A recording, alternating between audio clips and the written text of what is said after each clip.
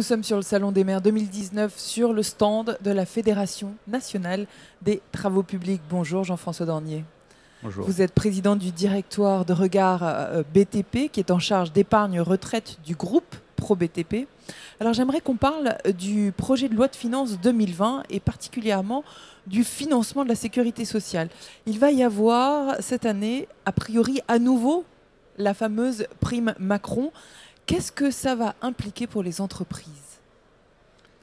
Alors, pour rappel peut-être, les primes Macron, c'était effectivement le dispositif des primes exonérées de cotisations et d'impôts sur le revenu, qui avait connu un grand succès, qui a connu un grand succès cette année, puisque plus de 21% des entreprises françaises l'ont utilisé, de toute taille, y compris les entreprises de très petite taille.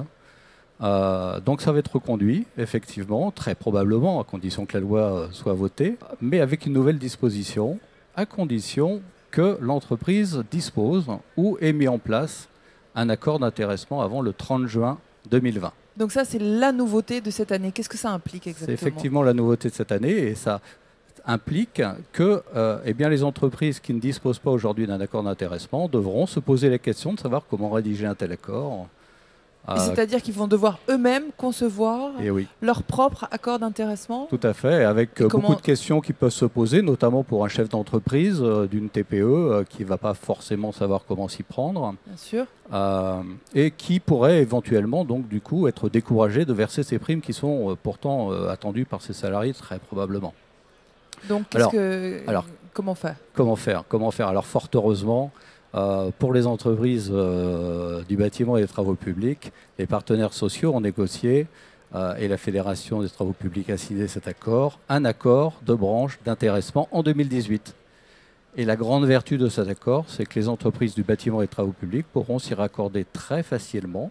Donc, nul besoin de négocier, nul besoin de se poser la question de la rédaction de l'accord, des formalités administratives à respecter. Il suffit pour le chef d'entreprise et de manière unilatérale de décider de s'y rattacher. Donc, ça libère d'une certaine façon les entrepreneurs de cette charge-là. Mais par ailleurs, j'imagine que chaque entreprise va devoir s'engager dans quelque chose puisqu'il s'agit là d'un accord. Alors, elle se raccorde effectivement à ce dispositif. Ça porte un certain nombre d'engagements, et notamment celui en 2021 de verser aux salariés l'équivalent de 5% de son résultat courant avant impôt. Bon, c'est une formule relativement très raisonnable même. Et donc, on pourrait même avoir certaines entreprises qui souhaiteraient verser davantage en 2021 que ces 5% de RCAI, et l'accord leur permet de verser ce qu'on appelle un supplément d'intéressement à leur discrétion, dont elles décideront du montant en 2021 en fonction de leur situation financière. Et ces primes bénéficient des mêmes exonérations que les primes d'intéressement. Et je rappellerai à cette occasion que depuis le 1er janvier 2019, pour les entreprises qui emploient jusqu'à 250 salariés, donc la majorité des entreprises du secteur des travaux publics, il n'y a plus de forfait social. Il a été annulé. Donc c'est un dispositif extrêmement intéressant, souple, prêt à l'emploi et qui engage les entreprises, mais sur des montants raisonnables. Merci beaucoup Jean-François Dornier.